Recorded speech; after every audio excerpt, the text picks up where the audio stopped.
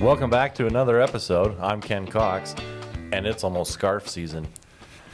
That brings flies in. I don't like them. Today we've got Francis Ham. Hi. Kenny Coons. Howdy. Behind the scenes we have Danny. Hello. He says hello. He's not mic'd up today. And today's guest is Marla. She's our Giltner Safety Director, all the way from the canyon, across the canyon, On the other side of the canyon. the other side of the canyon, with our sister fleet. And we are Drivers4Drivers.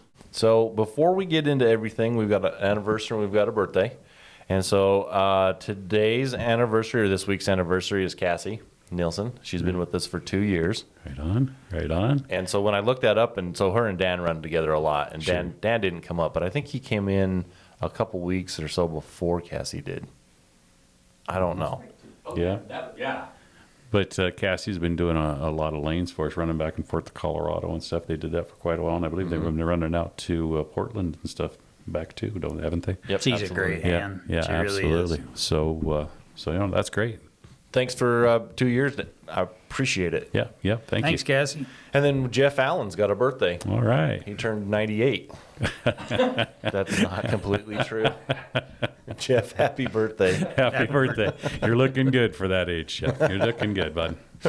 Marla, welcome. Yes. So, Thank you. so tell us a little about yourself. Where you're from, how long you've been in safety, Well, I'm a native from Idaho, right here in southern Idaho. Moved out of state a few times, but always came back home. I've been in transportation and safety for about 26 years in one form or another. Been with Giltner now just over 10 years. My parents were team drivers. Oh, Great. So I was the kid at home that had to do Thanksgiving on a Tuesday instead of a Thursday because that's when they were home. Sure.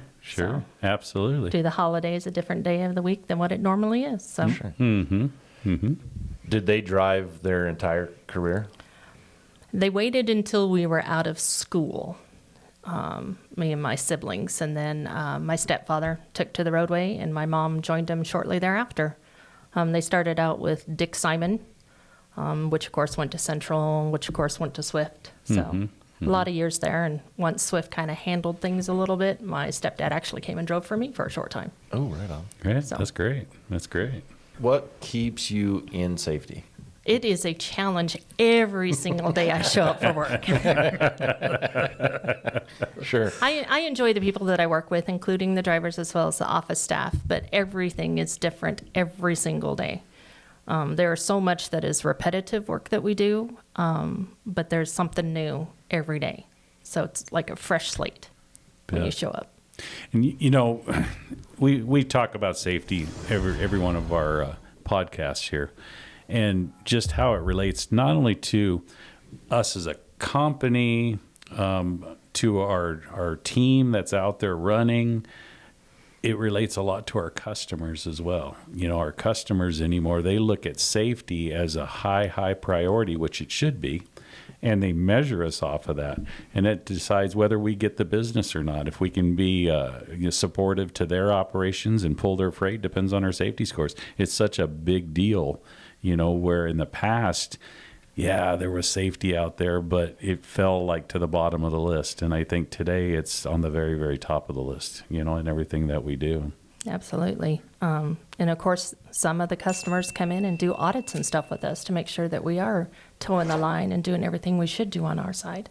Yeah, that's great. That's great that they do that, because that just emphasizes how much safety is part of what we do every day. Absolutely. So I talked to your cohorts. I talked to Candace. I talked to Kayla. Talked to Bri. Trying to get some dirt on you so we could maybe throw a little embarrassment out here, but none of them would give up the goods. You should Probably because they have to see me every day and know better. I do have a question. Safety should always be on a driver's mind, but when should they be even more Safe. aware? yeah, safety conscious. Yeah, like there's certain parts of a route that are going to be more dangerous than others, So with you not being mic'd up, I'll just repeat the question. except better. But more gooder, very much more gooder. So when a driver throughout his day or throughout his trip, when does that individual need to be more safety conscious? Yeah, In my experience, it's always been when they've been in an unfamiliar area.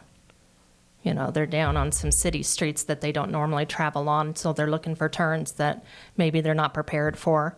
But a lot of that can go back to their pre-trip planning. You know, looking at their day and seeing what they're going to do before they actually take off. But that's what we see mostly when it comes to small incidences, is when they're in an area that they're not familiar with. I'll throw another one out there. Let's say lane changes. You know, when you're running down the interstate or something, and you're in your lane, and you're looking ahead, and you know you're kind of leaving yourself an out. You know, you got the right side of the road. If in the event you had to pull off the road, there could be an emergency lane there or something like that, and a person knows that. But when you're changing lanes, maybe something's coming behind you or something like that, or somebody, it may be 3 lanes wide, and you're in the right lane, and somebody's in the far left lane, and you're going to merge into that center lane, and they're merging into that center lane at the same time. You know, stuff like that. I think you got to really heighten the awareness when you're doing a lane change. Let me throw one too, is when they let their guards down. A lot of people travel the same roads all the time, but now they're going home, and it's like they're packing their bag all ready to go into the house, you know, and they let their guards down. A lot of accidents happen when drivers let their guards down. Absolute complacency. Complacency will get you 100% of the time. You know, I'm pretty guilty of that. I am. There's times that I'll tell myself, you know, because there's a Walgreens between the office here and the house, and I tell myself, yeah, after work, I'm going to stop by Walgreens and get something. Before I realize it, I'm opening my garage door, and it's like, how did I even get here? Autopilot. I went right by Walgreens and never thought about it. Danny, did you have a question for us? You know I do, but I want to know from you guys. Are truck drivers happy with their job? So, are truck drivers happy with their job? And I believe you said earlier when you had read the stats on that, it came out to be 75%, Yeah. according to this study anyway. And I would say, yeah. I mean, the drivers that I talk to are all very professional drivers, and they do an amazing job. I think that's part of it. They have to be happy to be able to do the job that they do. Now, is it always a happy moment? Probably not. You know, they do a good job in what they're doing, but there's issues that come along with it, like any other job. You know, you get to a receiver and they're not ready for you, or there's an appointment issue, or the product's not ready. You get held over. There's things that happen in the industry that we deal with. I would say that it's not a good thing for our drivers, and they don't enjoy it. However, I would say that they understand it. They know that that's part of what happens in the industry, and they handle it very well. When they're communicating with our customers and whatnot, they do a good job. They communicate back to dispatch. They do what they need to do on their part, and we try to do what we can on our part to get them rolling again. That's probably one of the frustrations that they face, and probably I'm going to assume it's probably one of the most frustrating things that they face, you know, is with that. And then possibly weather, you know, weather conditions when things change, and you used to could drive at 65 and now you're down to 35, you know, so it's things like that. I always say the 90-10. Drivers are happy with the freedom of not having a supervisor over top of you, making sure you're working 24/7. And when they're driving down the road loaded and they're legal on weight, they don't have to worry about everything. The other 10% is getting loaded, getting unloaded, dealing with lumpers, dealing with weather, dealing with those things. I always call it the 90-10. You bet. I was just thinking about Marla's comment about, you asked her, why are you still in safety? And her comment was, because it's a challenge. And I think that's what, something that makes a job satisfying, doesn't matter what it's in, is that it's challenging and that you feel like you're you feel like you're important in that job. And I would say driving truck is one of those, it fits those two categories easily. So, anyway. I feel for you, Marla. Yeah. Oh, I bet not there's that bad. laws that are on the books nowadays that you've never dealt with an incident before, and something happens, and you got to figure out, well, how did this happen? Where's our liability? And study all that stuff to get it figured out. Well, that's okay. That's all part of the learning process. And once you learn it, then you can share it with others. There's always something on the books with FMCSA. They're always looking at changing one thing or another. And they put it out there for a year or two before they even bring it to the call to decide whether or not they're going to make a regulation change. We're subscribed to many different outlets, if you will, that send us the emails about the upcoming changes or potential changes. And it gives you the opportunity to actually log in to their websites and voice your opinion. If it's something that I have seen in the past that affects our drivers directly, I will send it out in an email to the driver saying, hey, log into this website, read what they're looking at trying to do, and put your 2 cents in. Because ultimately, it's going to affect how you're able to do your job. Mm-hmm. So, and like I said, some of those changes happen, and some of them take a very long time, and then nothing happens with them. Like the big recent one not too long ago was on the ELD changes. I'm sorry, that's something that affects the driver and how they operate their truck. Mm-hmm. So definitely put your 2 cents in and tell people whether you like the changes that they're, proposing or not. Yeah. So it's the best you can do. Mm-hmm. On that note, what does it take for you and your team to stay on the cusp of knowledge when it comes to safety? Or what do you guys do to keep your skills sharpened? Because you guys have to know everything, and there's a lot to know.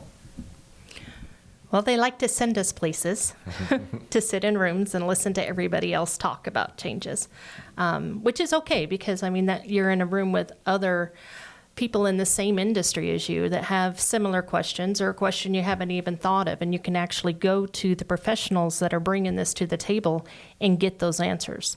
And like I said, some of it comes to fold, and then you have to find a way how we're going to teach our drivers and our dispatch and everybody else that's involved on what's changing. And that in itself is a big struggle. Anybody that's been with me for any length of time at Giltner kind of understand that when things change, I'm sorry, but this is the way we got to do it, and let's move forward. I understand you're not happy. Nobody's really happy all the time. But that's the best we can do, and just to continue to move forward, for sure. There's always been a struggle between dispatch and safety. Do you agree or disagree? It's all right. They're in a different office than me, so it works out really well. Agree. They're a phone call away. I agree. Does safety always win? I would say for the most part, yes. Okay. Yeah. We all And rightfully But- so. But honestly, I think it's because they don't want to argue with me. I wouldn't want to argue with you. I tried that once. Once was all I needed. You're a wealth of knowledge. I've used you a lot over the years and your opinions on stuff.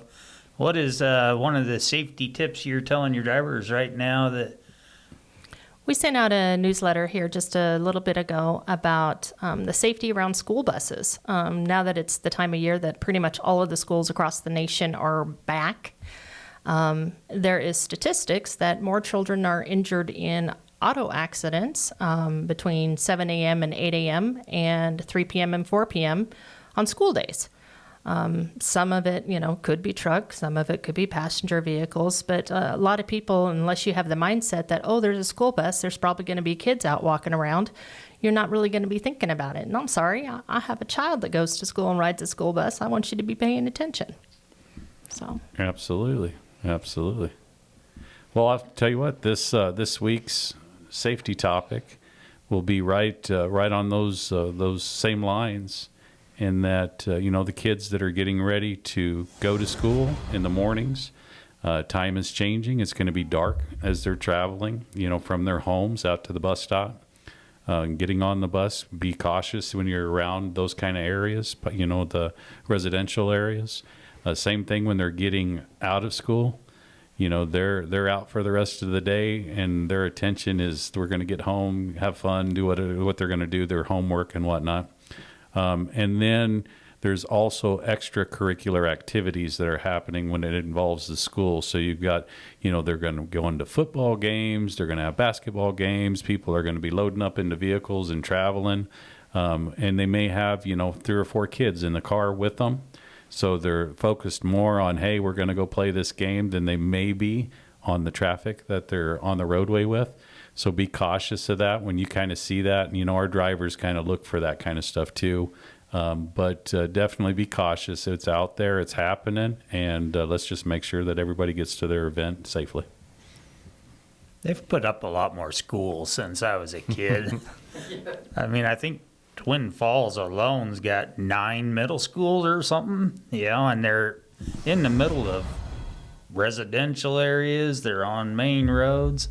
Pay attention to the speed limits signs for sure, because that's a good sign you're coming into a school zone that you may not even see the school. So just be mindful of that. The last thing you want to do is hurt somebody. I can imagine the penalties are quite severe in a school zone, if anything tragic happens. So let's just pay attention to what we're doing and stay safe. Yep. No, that's it. And Marla, let me say, thank you for everything that you do for us. I know Ken has reached out to you numerous times, for assistance and help and keeping us within compliance. It's a tough job, and I know it. What you do every day to keep us in compliance, legal, running, helping our drivers stay in compliance, driver's licenses expiring, medical cards expiring, things that they need to do. Without you and your team's support doing that, we would fall short. So thank you very much for everything you do. You're very welcome. Safety is very much a supporting role. That's what we are. We're here to support dispatch. We're here to support the drivers. We're here to make everybody accomplish their goals. And I'm sorry, there's some compliance and some lines to toe, but it is what it is. But we're here to support you. Yeah, So you bet. And a great job you guys do. thank For you. sure. Danny, Marla, you had mentioned earlier that your parents drove when you guys were younger. Yes. Can you tell me what were some of the things that they enjoyed about driving that you remember growing up with, or what was something that? Do you have any fond memories of that? Tell us a little bit about that. Well, they would send us pictures of all the different places that they would go. Any of the roadside attractions that they had the time that they could stop at, they would send to us, which is, a little bit of a jealousy then because, when we were younger, we did road trips and stuff. And I'm like, we're not even there to enjoy it with you. But, they kind of kept us there with them by doing that as they were traveling all around. Even as we all grew up and moved on and had children and so on and so forth, they kept us as part of that, which was really nice. They enjoyed just being together and being away from everybody because, some of us are not all social birds. So it worked out really well for them. Personally, I just kind of looked at them like they were in an 8x8 cell together, but they like each other and they've been married more than 30 years now, so it's working out well for them. So. good deal. Kenny, closing thoughts? I just want to thank Marla for coming over here today. Hope we didn't poke and prod at you too much. It's all good. It's all good. For sure. Francis? Just want to thank everybody for what you're doing out there for us. And Marla's coming over from the other side of the canyon there on the Giltner team, which is our team as well. And I want to thank all the drivers, GLS and the Giltner drivers. What you do every day, we couldn't do what we do without you. You do an excellent job. You work hard. It's a tough job, but we appreciate everything you do. So thanks. Thank you. Thank you. And I want to piggyback as well. I lean on you a lot. I'm in your chats all day long asking questions and really do appreciate all the help. Sure. So thank you. No problem. No problem at all. And I also, even though I'm not mic'd up, I'll add some text or something in there. Marla is involved in a ton of the Giltner Gives stuff. Every year we do the Christmas The Adopt a Family program. Adopt a Family program.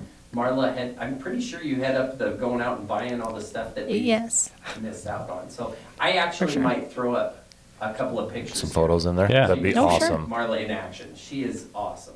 Thank you. Real quick, radar detectors in commercial motor vehicles are not No go. legal.